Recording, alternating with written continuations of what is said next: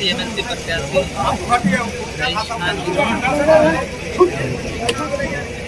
माला पहचाने मरियमत बाबू हुए एकदम गर्दन में पूरा से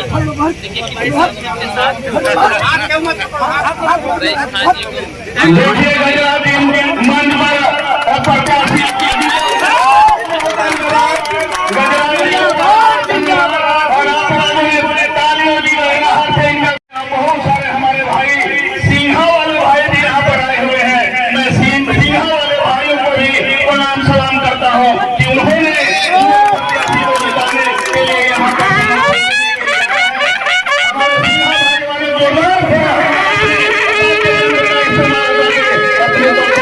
वोट देके पंचायती राज व्यवस्था में चुनाव जिताने के काम किए है, वैसे व्यक्ति से मतदान लेना है और उस व्यक्ति को अपने नेतृत्व ऐसे व्यक्ति को देना है जो हमको सदन में हमारी बात उठाने का प्रयास करते हो।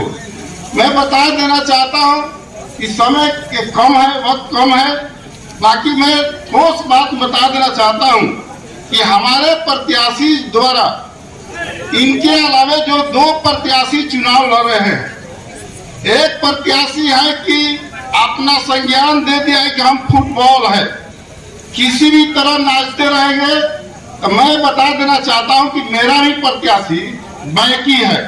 जब भी आप आइएगा इनके पैर के सामने तो इतना जोर से मार देंगे कि फिर दूसरा गोल में जाके गिर जाएंगे। तो इसलिए एक प्रत्याशी है जो कह रहे हैं कि उद्योग धंधा लगाने का काम करेंगे, कह रहे हैं कि हम यह कल कारखाना तैयार करने का काम करेंगे। बाकी मेरा प्रत्याशी है जो माननीय पूर्व विधायक श्याम बहादुर सिंह जी जिस लड़ाई को अपना लड़ाई मान के लेके चल रहे हैं और वो सरकार, उनकी सरकार बिहार सरकार में चल रही है।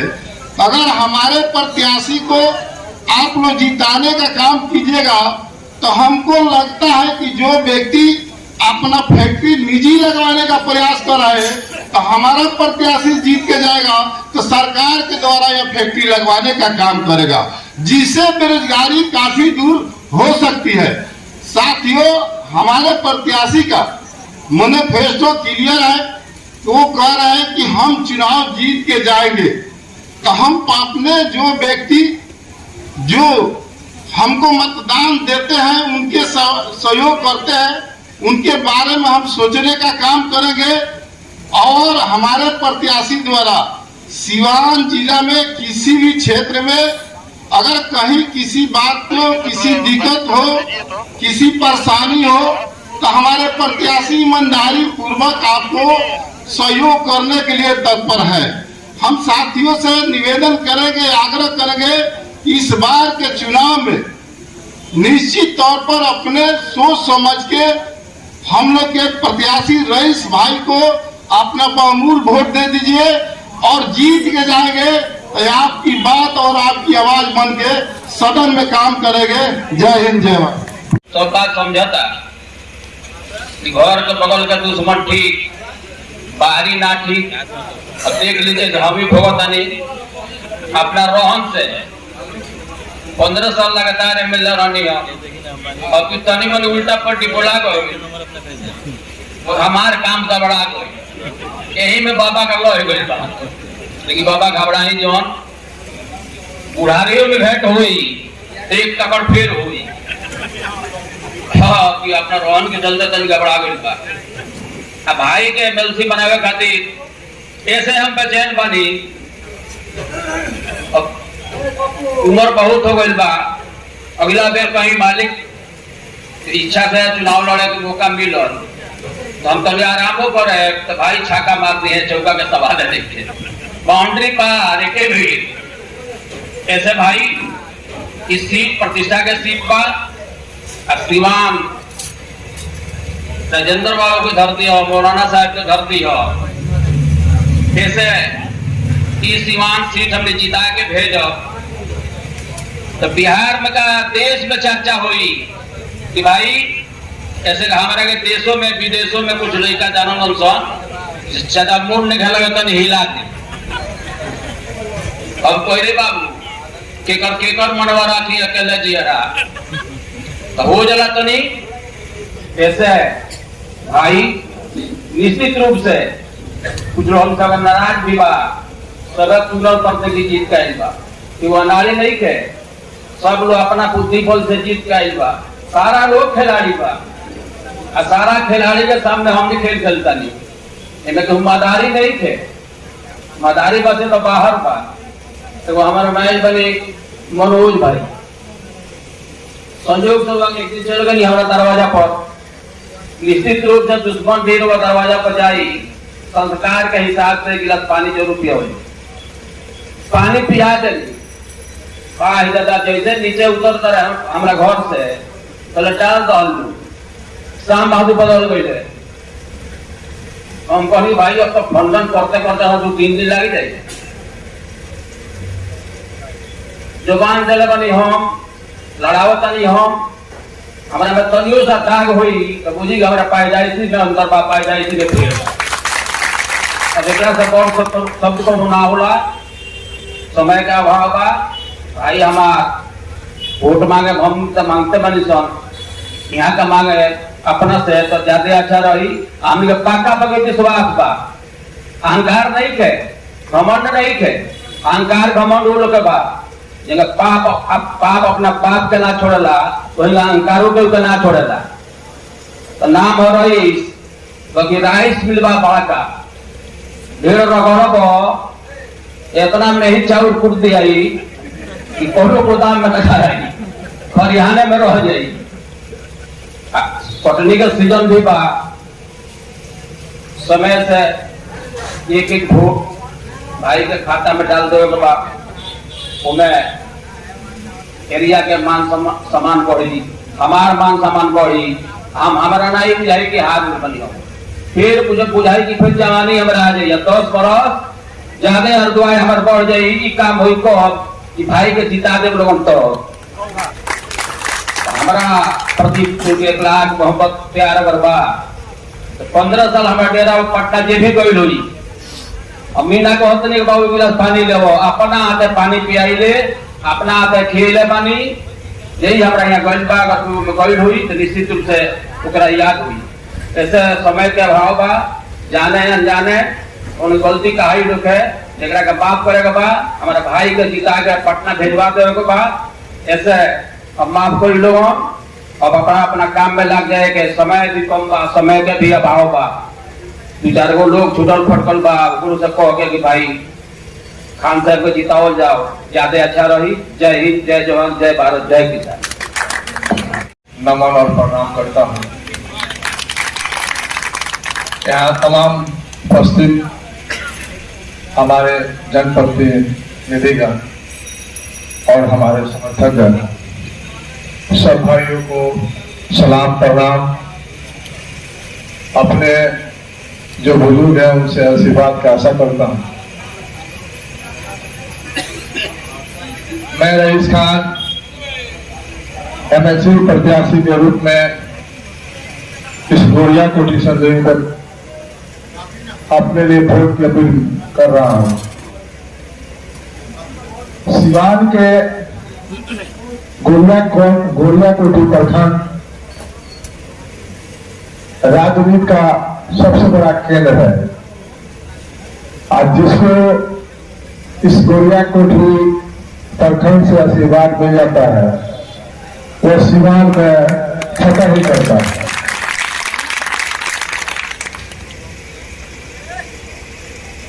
मैं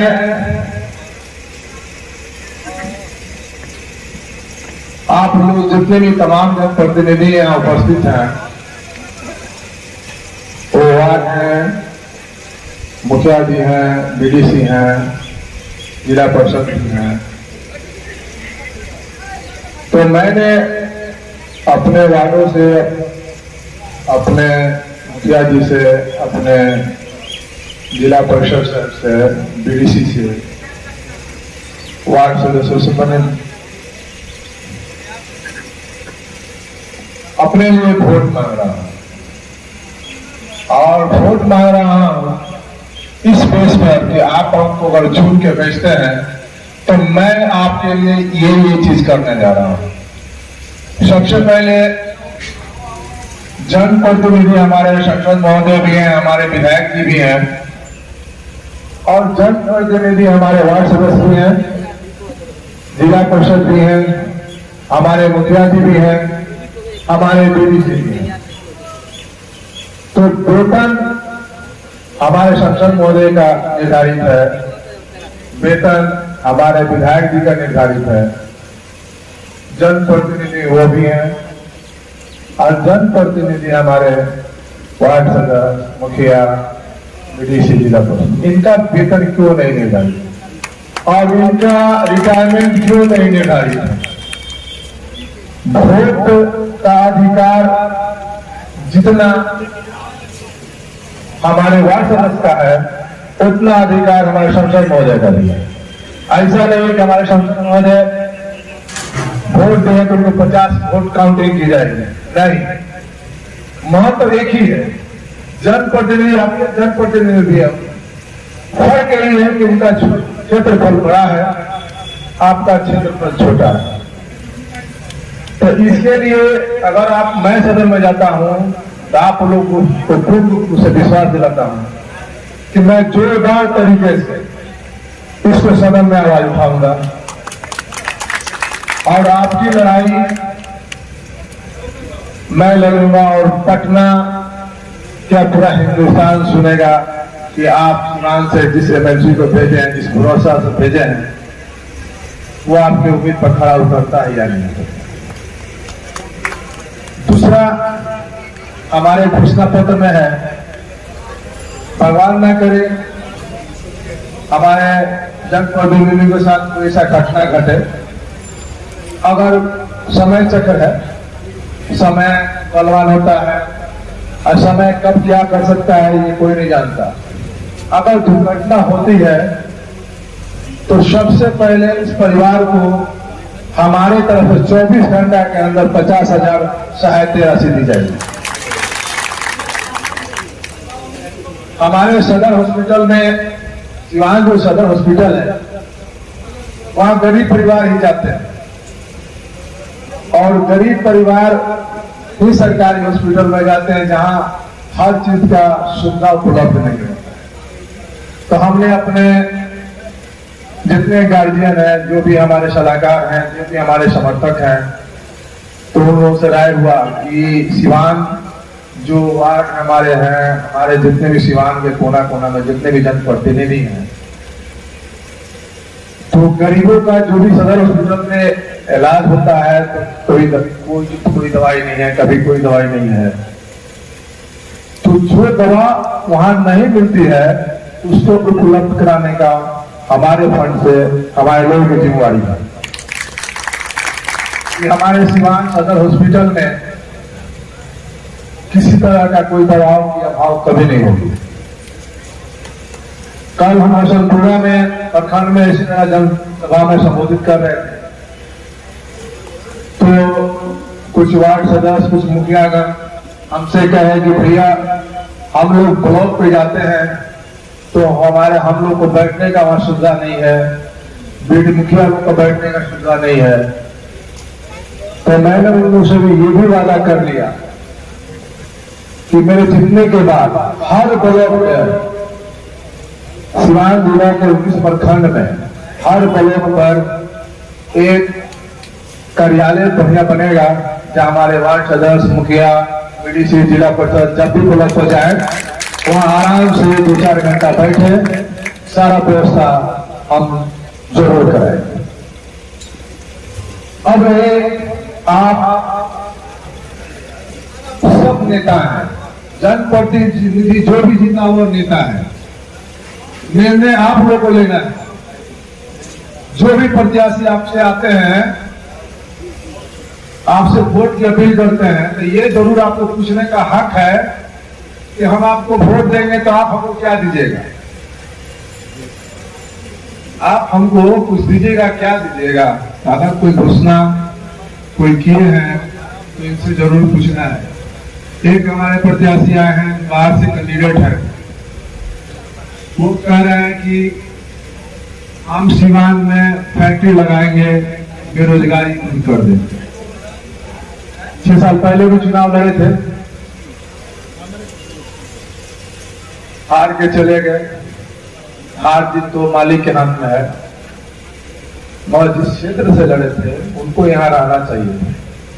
उस समय कोरोना के दौर में सिवान के जितने भी जनता, चाहे तमाम हिंदुस्तान के हर जनता परेशान थी, तो नेता का एक दायित्व बनता है जो जहां भी है अपने लोगों का ख्याल वहां से भी रख सकता है।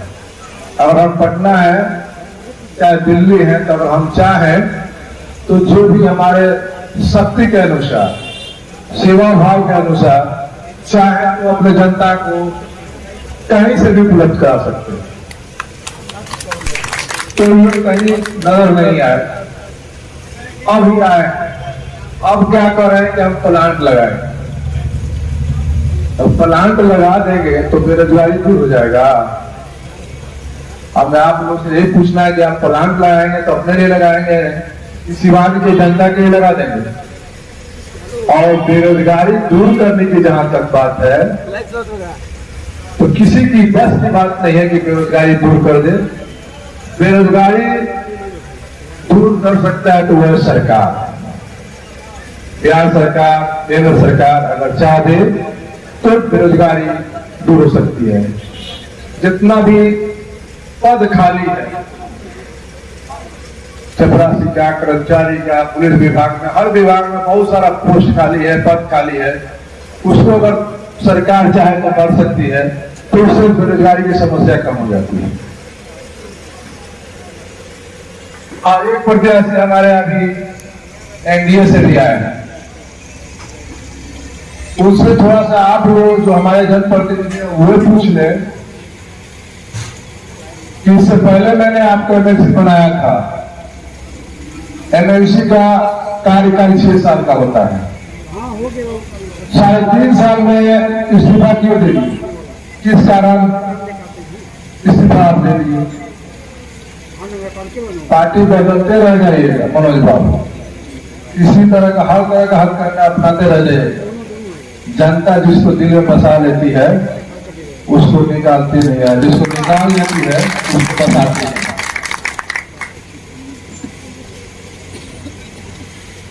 हम लोग तो ज्यादा लेट हो गए हैं, और भूलने के लिए धीरे सीख भी रहे हैं। आने वाला समय में अगर मौका आप दिए तो अच्छा भूलेंगे भी, अच्छा करेंगे भी। इसी के साथ जय हिंद, जय भारत।